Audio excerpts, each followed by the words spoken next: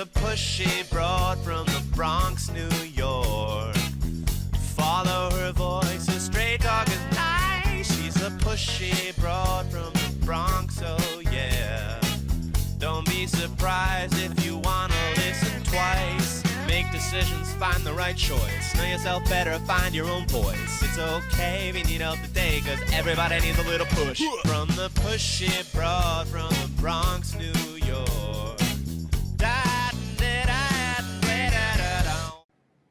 Welcome, Transformation Talk Network listeners. My name is Ellen Stewart, and I am the pushy broad from the Bronx. Welcome to my show, Recovery Recharged, normally with my illustrious co-host, Dr. Pat. She won't be joining us this morning. We send her our best and good wishes. But this morning, we're going to be talking about something that's very near and dear to my heart. And I have a very special guest to help me do that.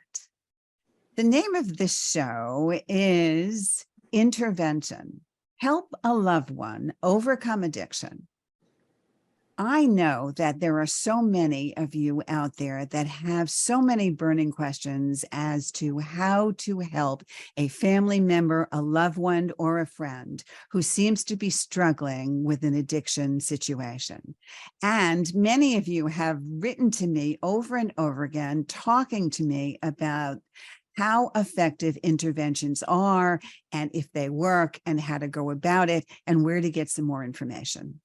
So because of that, I thought I would do a show about intervention that we do a couple of times over the years and certainly bring on an expert to answer all of your questions and to see if maybe an intervention is right for you to undertake.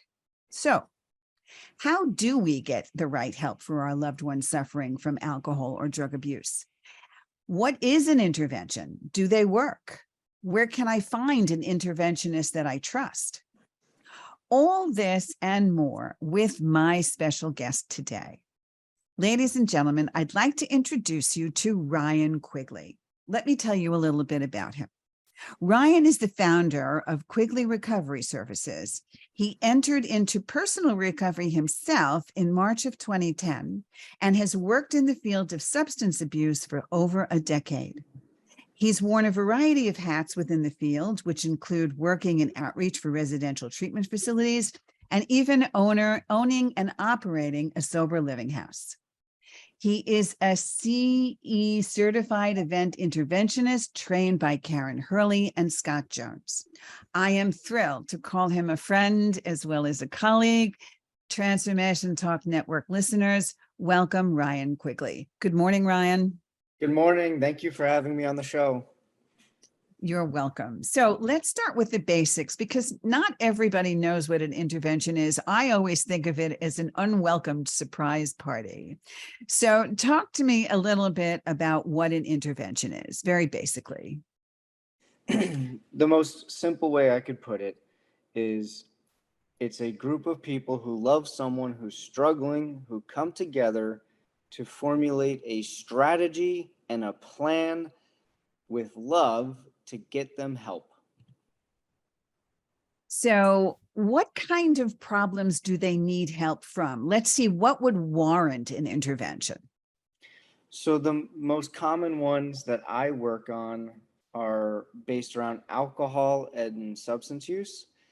Sometimes I see folks, I've had a couple that were mental health focused, but people can also have interventions for eating disorders, sex addictions, gambling addictions. So it's not just confined to alcohol and substances. It could be for other avenues. I personally just haven't really seen them too much, and those aren't really in my wheelhouse. I would, refer that to a different colleague who might be better equipped for other things on that.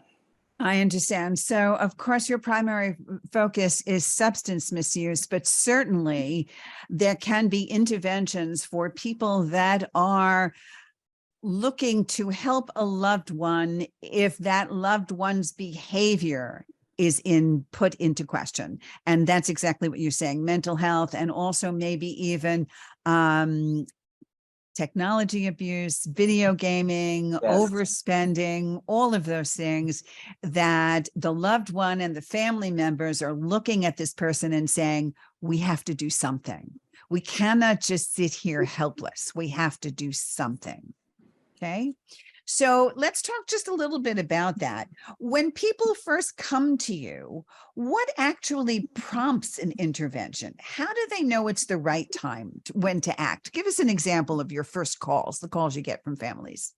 So most of the time, the families are 50-50 about doing an intervention. What do you mean 50-50? So they're 50% wanting to move forward with it, but then there's a lot of hesitancy as well of, is this the right thing to be doing? So we talk through the whole process of how it works in a short nutshell. But then they have, I say to them, all right, now that you understand how things will work, talk to your loved ones. If they want to talk to me, I'd be happy to talk to them and see if this is the right decision for your family to move forward on. Because there's factors in the individual's life that make them hesitate. Are they using as much as we think? Do they really need to go away to treatment? There's just a lot of questions in their minds. Will this backfire and then they'll never talk to us again? So there's a lot of fears behind it. So what are some of the questions that you think family members and loved ones should be asking themselves in terms of whether or not to go forward with the intervention? Let's talk a little bit more about that. Some examples. Well, one of the big things in my mind is your loved one using drugs or alcohol so much to the point that they might not have another day to live? Is this a life or death situation? Absolutely. Okay. And sometimes families have an instinct about that, don't you think?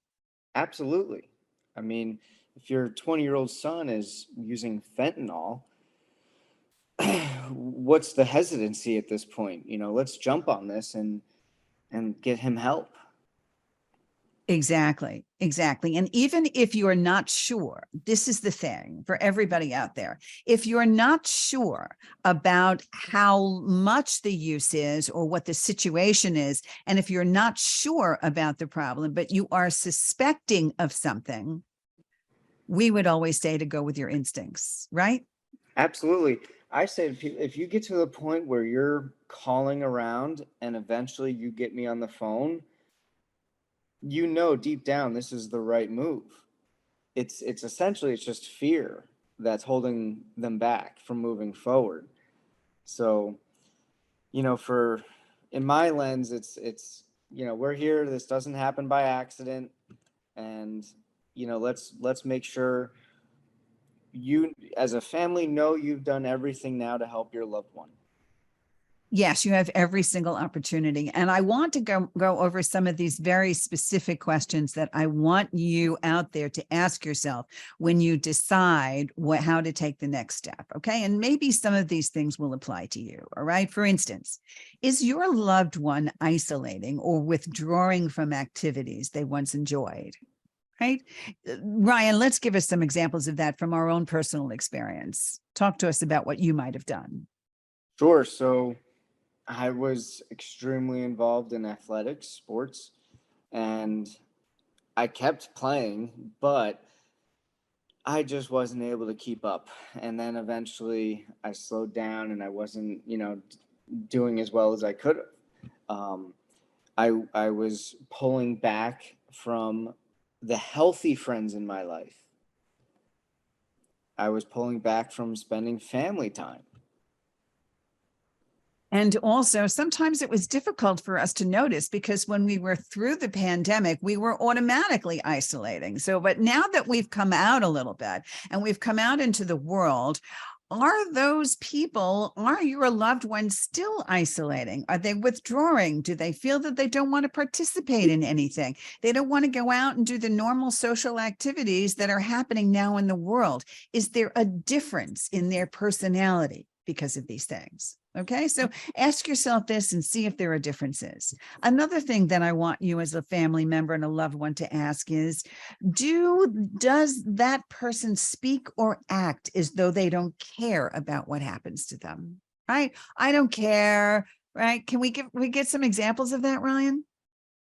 Yes, absolutely. So I've seen countless folks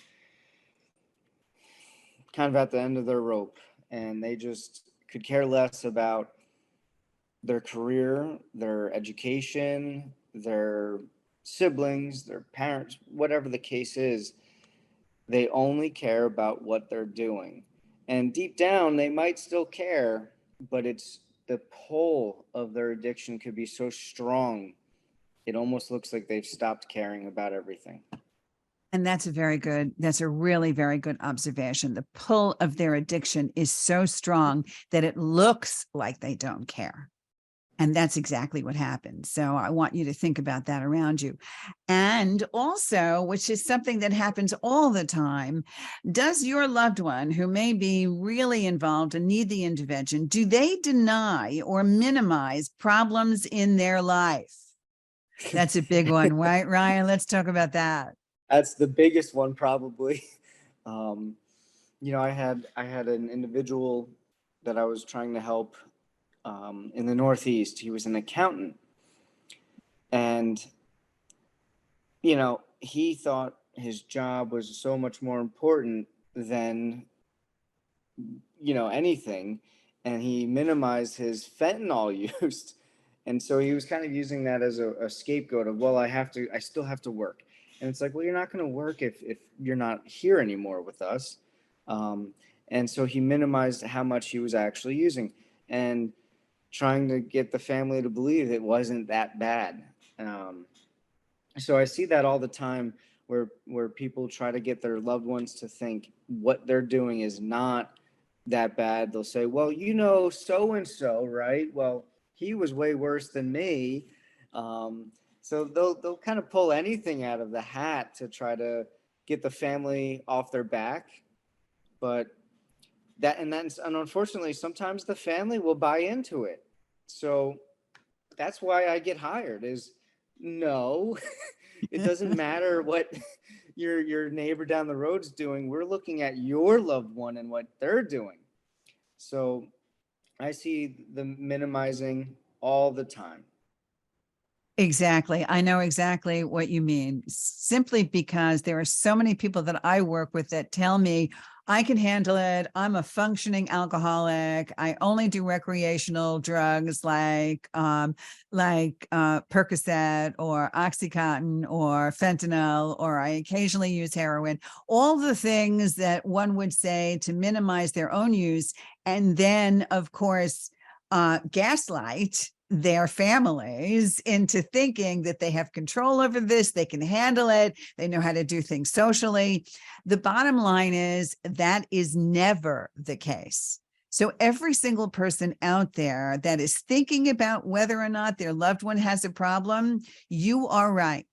Your loved one has a problem. No matter what your loved one tells you, that is not them talking. It's what I call the green-eyed monster talking. It's the addiction saying, I want to keep using, so I am going to tell everybody every story in the book so that I can keep using and they will just get off my back.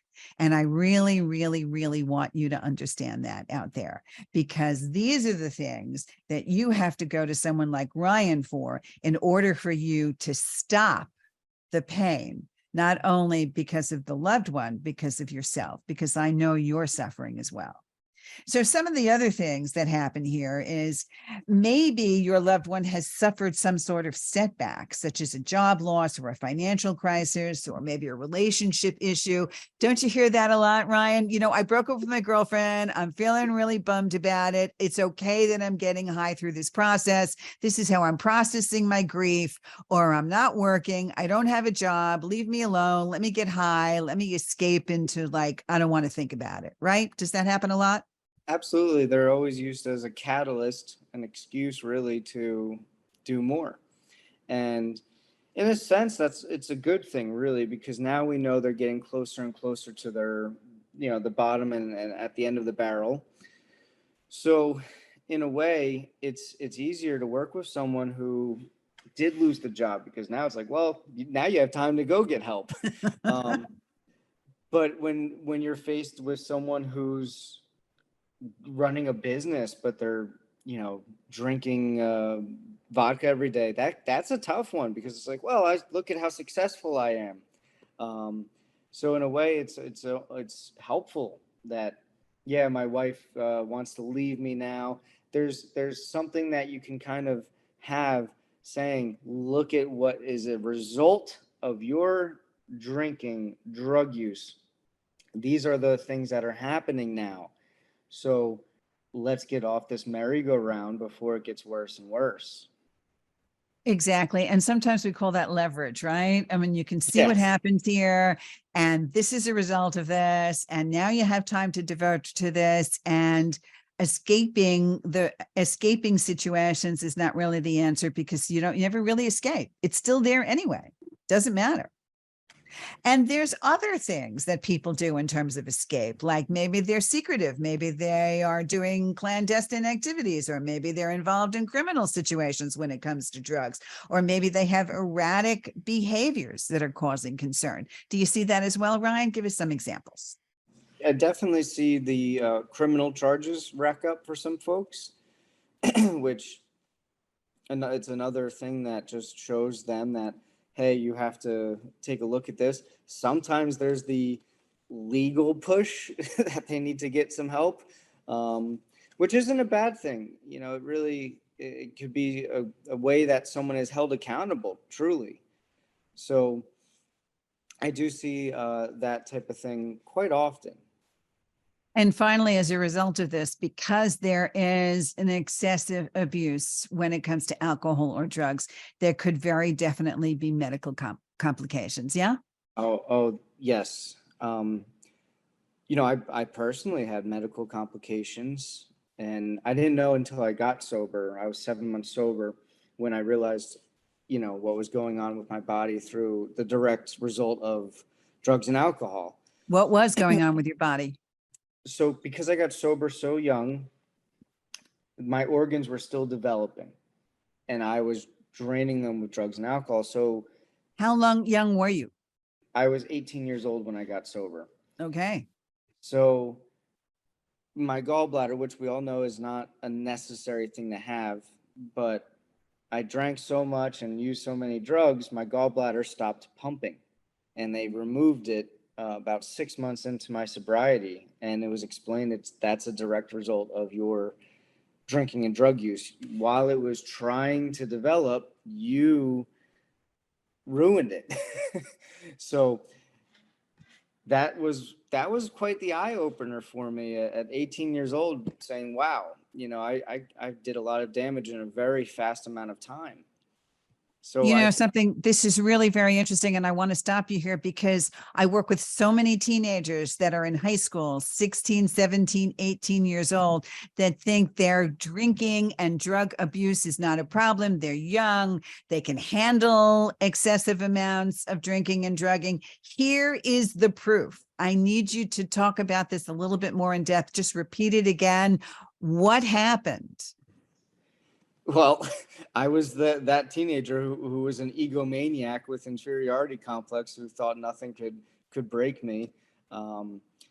And yeah, I mean, my liver did regenerate, come back to being all good, but the gallbladder, they even pumped me with some sort of radiation type of thing to see if it would work again. No.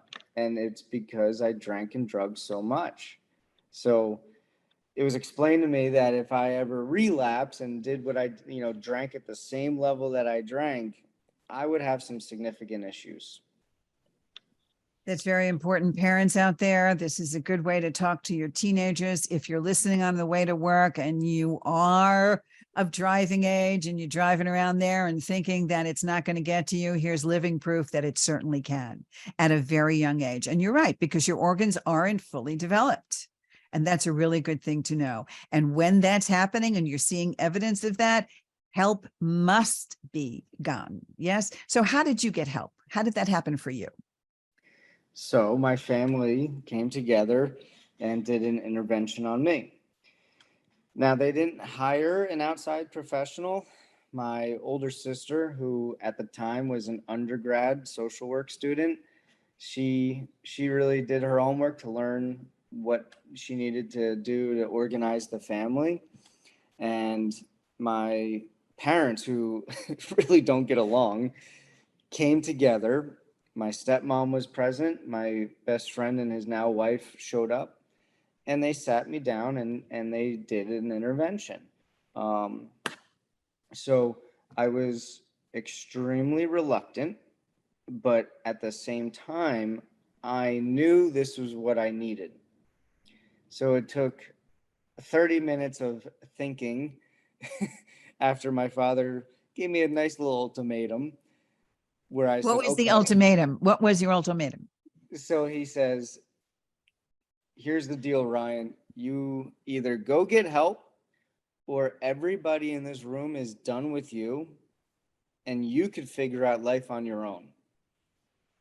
And the kicker, so my family, I knew that was true. They are not the enabling types. I mean, 18 years old, they were ready to just let me live in my car. So I knew they weren't messing around. And I had the gall to say, let me think about it. And he says, you have 30 minutes to think about it and tell us what your decision is. And I took a car ride with my best friend. He's still my best friend to this day. And he had the words, but the words were extremely simple. Hey, give it a shot. What else are you doing with your life? Go away, give it a shot. And that was really significant. And if I could just add, whenever I do an intervention with a family, I really try to work with them on saying, is there a great close friend that can be there? I think those are arguably some of the most important people to be involved because especially with the young crowd. The young crowd doesn't like to listen to parents sometimes, but they'll listen to their peers. Yes, they will. So all of the millennials and the Gen Zs and all of those guys and gals that I work with all the time, you're right. Peer pressure can be positive, right? It certainly can be. Yes. So you kind of started to ask, answers a question that some of us think about, and that is, for you, your family members gathered around with someone that did have a clinical background. You mentioned your sister, but if families are thinking of doing this themselves, can you give us some of the pros and cons of doing this in the next couple of minutes before we go to break? What would be a pro about doing this on your own? What do you think? So I think the pro is a family definitely can do this on their own. And I happily talk families through doing interventions on their own without hiring an outside party like myself or others. And I think the big pro there is there are some people who feel more comfortable with just their loved ones there. They might balk at the idea of someone not, in the family being present. So that's a big pro for some family dynamics. I see. So the loved one himself, the one who's in the hot seat, so to speak, is the one that may feel there's a stranger in the room and they're not going to be comfortable enough to speak. I understand. I hear you. But of course, we also know that an intervention means, like we said, a surprise party. Okay. It's where a lot of people get into a room and they basically tell one person, hey, guess what? Right? Finish that sentence, Ryan. Hey, guess what? Hey, guess what? We are here to discuss with you what you've been doing and how you've been living your life and what we would like to see happen for you. Because we are concerned. We're concerned, we love you, and we want to see the best for you. Right. And in many instances, we want to see you stay alive. Yes. And it can be that serious, always. We want to see you stay alive. And because of that, there is never not a good time to do it. There should never be an instance where you are hesitating, because if that's what's in your mind, I want to see my son be alive. I want to see my husband alive. I want to see my wife alive. I want to see my children, my grandchildren alive. And I'm really worried and I'm really concerned. Then there should never be an instance where you turn around and say, I don't know whether or not I should do this. What do you think, Ryan? Absolutely. Even the cases where maybe it's a once a month binge alcoholic, and it's like, hey, what happens if that once a month drinking escapade turns into a night you're jumping in your car, and not only do you kill yourself, but you kill a whole family, which we know happens. So people can justify and downplay what's going on, but it's a really tough reality of what could happen in the drop of a dime. It certainly is. And on top of which, we know that there are so many different ways to find good people and to do the things we need to do. And we're going to talk absolutely in depth about all of these things. I want to talk to you about how we find the right interventionist, what our chances of success are, and how the whole process works from the very beginning, because there are different types of interventions, right, Ryan? Different types? Yes. Yes, there is. And you're going to talk about a few of those, certainly. And that's going to be very, very important. And we also do want to hear about a little bit more about your story and how these circumstances worked for you. But before we go to break, Ryan, tell us where we can find you, so that if somebody wants to talk about an intervention, because you work nationally, correct? You go everywhere in the I country? can go anywhere. Yes. Okay. So So tell us how we get in touch with you. you could simply find me on my LinkedIn, Ryan Quigley. That's the easiest way for professional purposes. And I'm pretty involved on there. So Fantastic. Great. All right. When we come back, more with Ryan Quigley. Stay with us.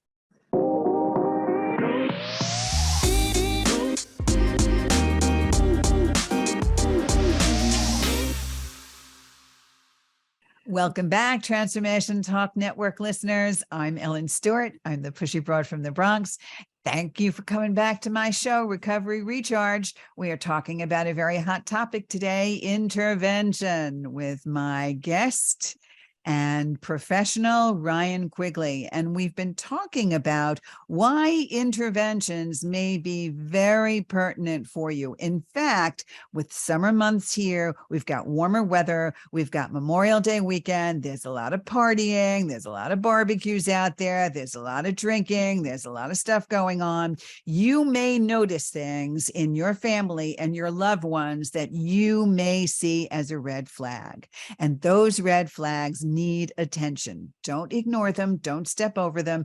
Get help around them if you find that a friend or a loved one needs an intervention. So we're talking specifically about what kinds of interventions and how they work. So let's get back to it for a moment. Let's talk about the positive things that happen from choosing an interventionist. Okay. So Ryan, being an interventionist, why would people choose you? What are the pluses of being of doing it with a professional interventionist?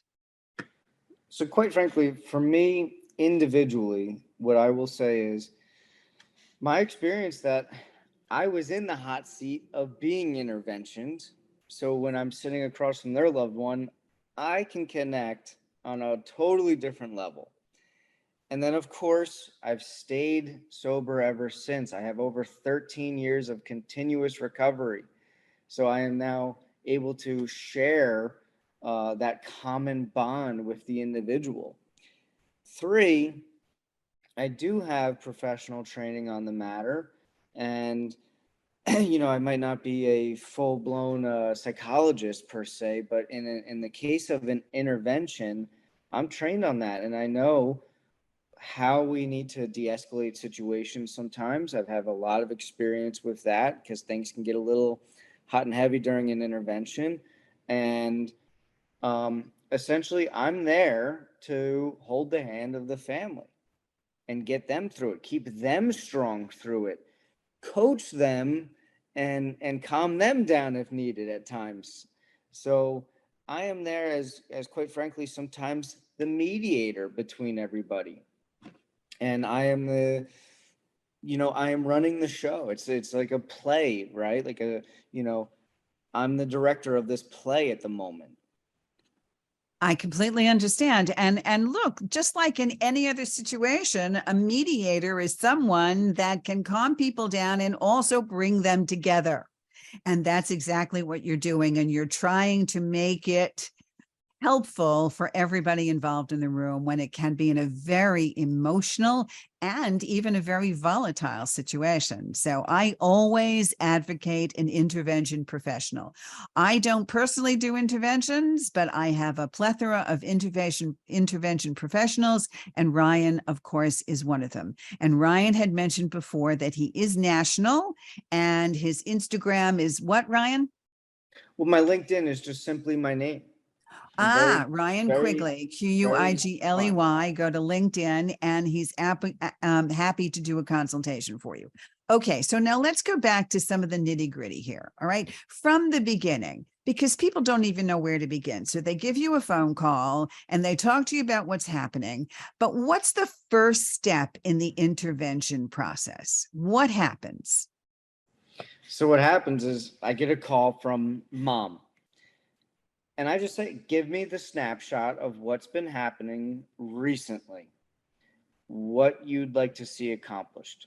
So then generally they always go through I ask, what is your loved one using? How much are they using? Are they working? Are they in school? What's the background on this person right now? Have they been to treatment before? Did they relapse and now they're, using again? So it's just information gathering so that we then can figure out, okay, what's the next step? Who's going to be there? When are we doing this? And getting this ball moving. So we talked before and we talked on the break, and of course we know there are different kinds of intervention processes, and interventionists do different things and they have different process approaches.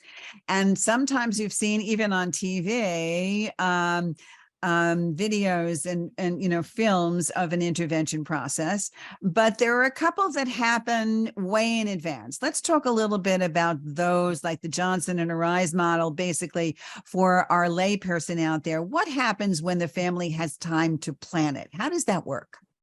So yeah, and that's one where I don't really do those too often, like we've talked about, but I am friends with other colleagues and interventionists who do that type of intervention where they have a whole lot of time to plan it and prep it. And I think they're fantastic, actually, because every single duck is in a row by the time they get down to doing the intervention. And there's certain models that the individual is kind of tipped off beforehand of, hey, we've brought someone in to try to help you, and so there's a lot of time and effort that goes into those models where slowly and surely things get chipped away, and there's good chance that the individual will make the decision to go get help. So I appreciate those models a lot, and if that's what a family's looking for, I have people that I refer to for that type of work. And in those models specifically, and I think that a lot of us have an idea of what's going on, it allows all of the family members to participate and talk to the loved one about how much their drinking and drug use is affecting the family and affecting them in particular. And there is usually someone that is leading this charge, right? Isn't there usually like one family member that is the one that is responsible? What do you find, Ryan? How does that come about? Yes, whether it's the very rapid interventions that I do or one that is planned months ahead of time, there's always the point person in the family who, whether it's the mom or the younger sister, someone who's like, my loved one needs help and we're going to make this happen and we're hiring you and let's go. And it's great to have that person on board because you need a mover and a shaker. And that person will then be able to recruit the rest of the family to get on board, because sometimes there's members of the family or friends who don't agree with the whole process of the intervention. There's some unfortunately some folks who don't think it's necessary or it's too much or whatever the case may be. So that person generally is the one that, is winning over whoever they need to win over and say, this is happening. And it's great to have that. All right. So in the planning process, sometimes it takes a little while because in the planning process, you talk to different family members, right? You gather them all together. And I know in those processes, and the interventionist meets with the family. The interventionist also asks them sometimes to write letters to be said out loud to the person who is involved. And yes, sometimes I've seen the person who is the one in the hot seat deciding, the family decides whether or not they want to tell him beforehand or not, tell him or her beforehand. In my personal experience, I've seen more success when the person who needs to get help is surprised by the occurrence.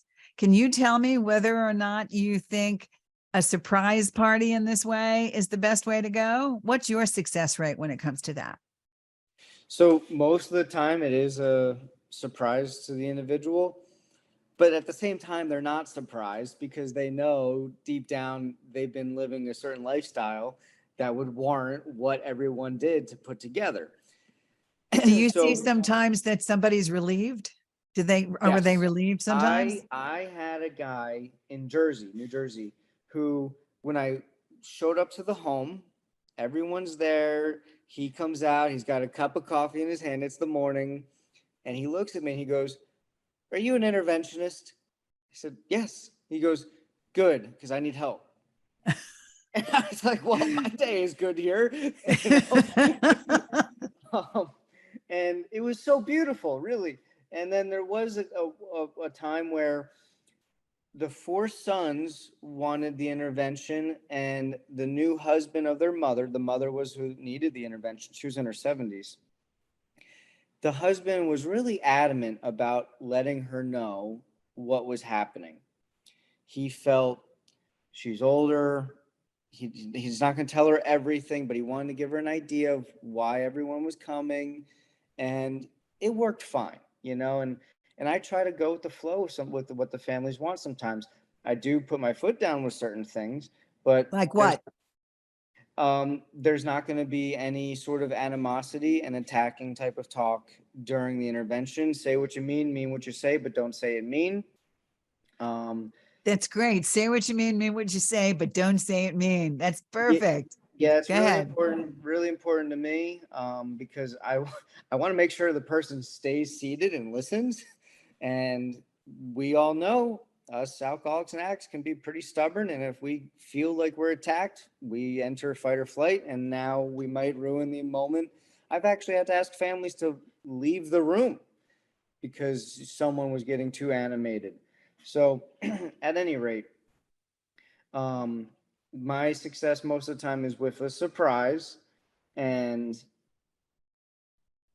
generally right away I'm leading the conversation. I really have to take charge of the conversation, and the idea is to make the person feel you're not being attacked right now. We're here to help you. This is who I am. This is what I do. And can you give me the respect to at least tell you more of why we're here? And I have never had someone just say, "No, screw this, I'm out." And my success is there was only one person truly who decided to not do full-blown treatment. They agreed to doing individual therapy. So in a sense, yes, it wasn't successful because the person didn't go to treatment. but he did prove that he started therapy. But otherwise, God willing, I've really been in a position where I'm not doing it. The family's doing the work, and the individual is making that decision. I just get to be a part of it. I don't want to take all the credit that I'm, the guru coming in with the perfect words to make things happen. I'm fortunate and happy to see when they make that decision. Well, that's a wonderful attitude, and that's why your interventions are so successful. You mentioned a little bit, I mean, an interventionist really leads, right? And then decides who participates and when in the actual room of it happening, right? How does that kind of go? You start talking, and then what happens? So I'm a free flower when an intervention occurs. We have a rough plan always. And like you said, with the letters, I always, before the intervention, I talk to every single person who will be present at the intervention, whether it's a quick 5 minutes, because that's all we can get, or 30 to 60 minutes to really go over more of what we're doing here.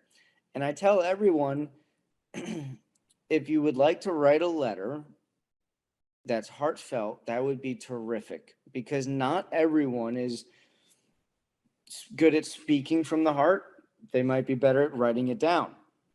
And in that intimate situation of an intervention, it might be tough to find those words, but it's easier to write them down. So once I get the person comfortable to sit down, then I say, okay, John Doe, I really like the input of your family now. So are you okay with us going around and hearing how they've been feeling and what they'd like to see for you? And then we start going around and people get their chance to talk. And how do you find the normal reaction of the John Doe, the one that needs this help? Okay. When people start expressing themselves, what's the reaction of the loved one in the hot seat most of the time? It is so mixed, Ellen. There are folks who sit there just defeated, tears running down their cheeks, knowing, okay, we're in a good spot. Let's move forward and get help. There's folks who are totally balking at treatment at first. I mean, I had a young kid. He was like 20 years old. He eventually agreed to go to treatment if someone would go get him some vapes. So the vape pens, he was, hiding in his room face down. And that's what it took. I said, go get him some vapes, get him a 6-pack. He wants a 6-pack of beer, get him the 6-pack. Let's go. And then I've had people who got really angry. So what happens when they get angry? Have they walked out? What? Yeah, I've had one guy who walked out, got some fresh air, or went upstairs to his room actually, and in that case, I look at who's there, who he's close to or whatever, and in that moment, I said, okay, his big brother should be the one who goes up there. They have a close bond. I could see it. Ray Charles could see it. So I say, all right, why don't you go up there and talk to him brother to brother and see how we can make this happen. And yeah, I mean, it's and that's why I really like when multiple people in the family and friends can be present. Because sometimes, the kid, whatever, doesn't want to talk to his mom or dad or the wife or husband, but the siblings or the friends, like they do really want like great wonders in interventions. They do. And you really have to be on your toes. You have to be very observant, especially in a quick situation, because you mentioned you do crisis intervention. Could you Yes. define that for us, please?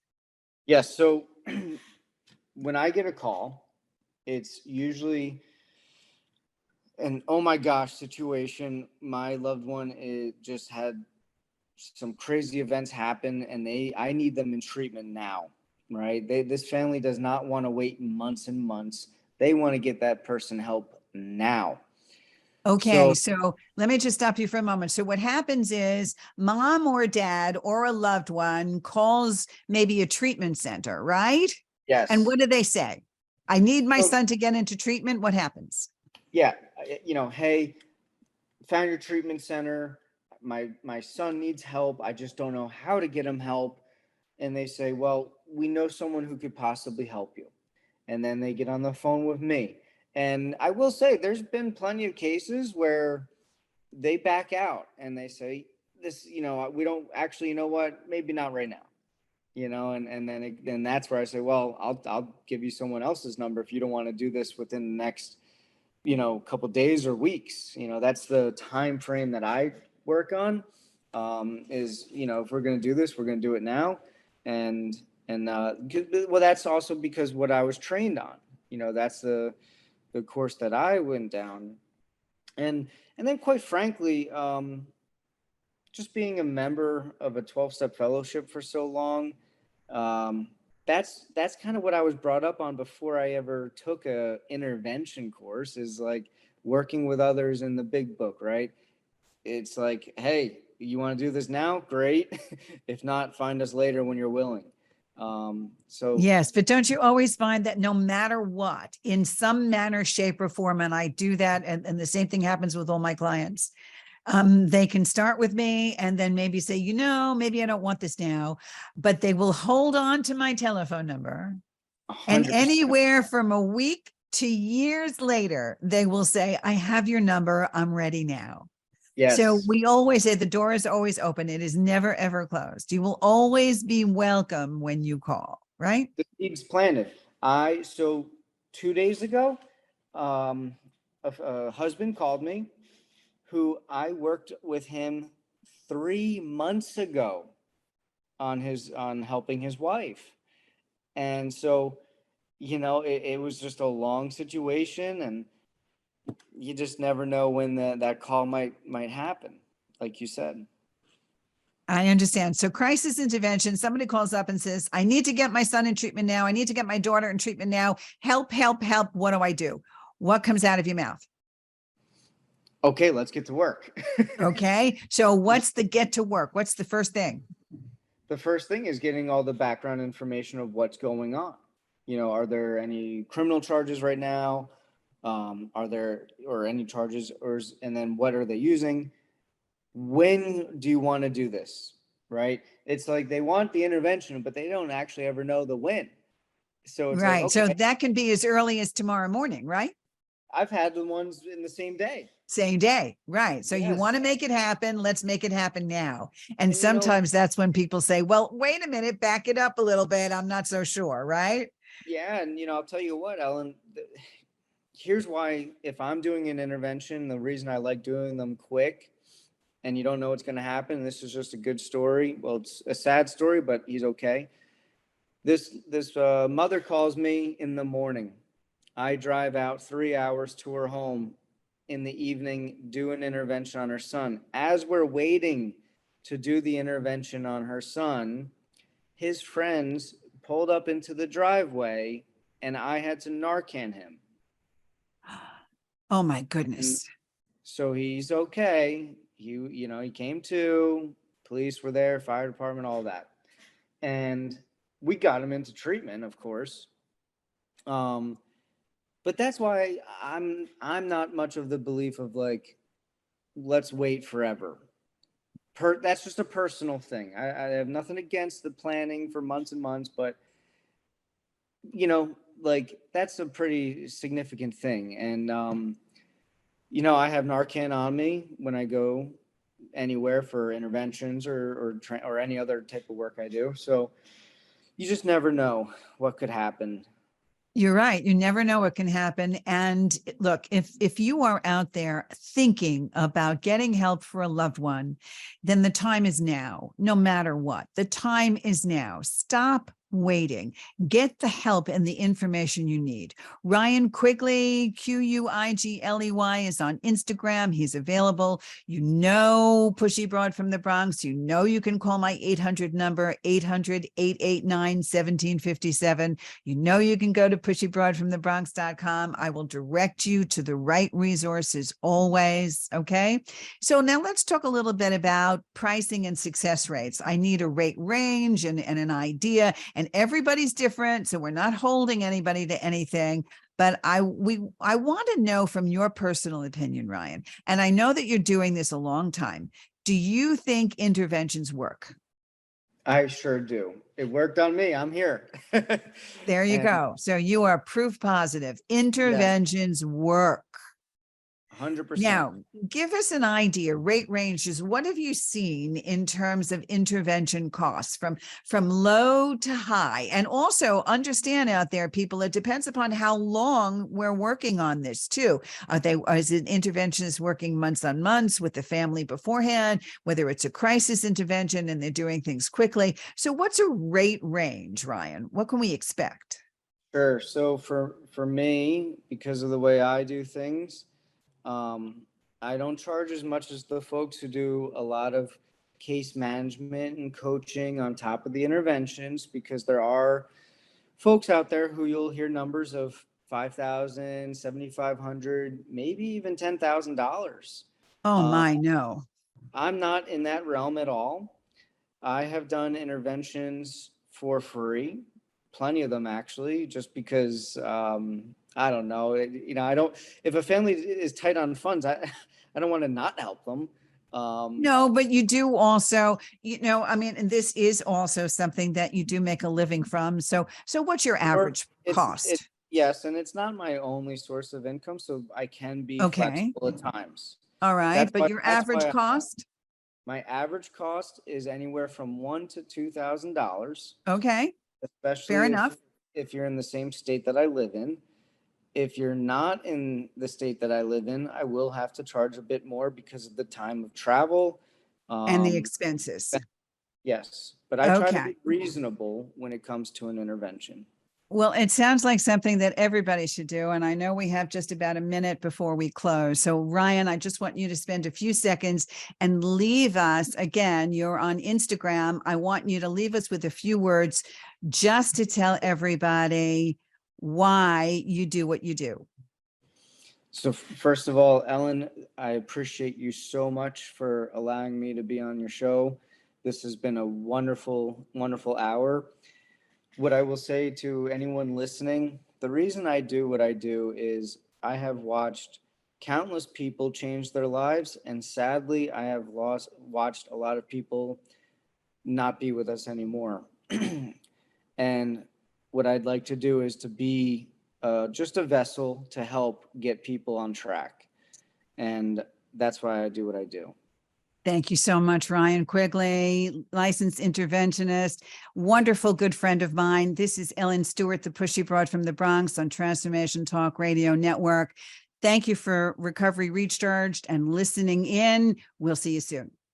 This is Ellen Stewart, the Pushy Broad from the Bronx, saying thanks for listening. And remember, everybody needs a little push.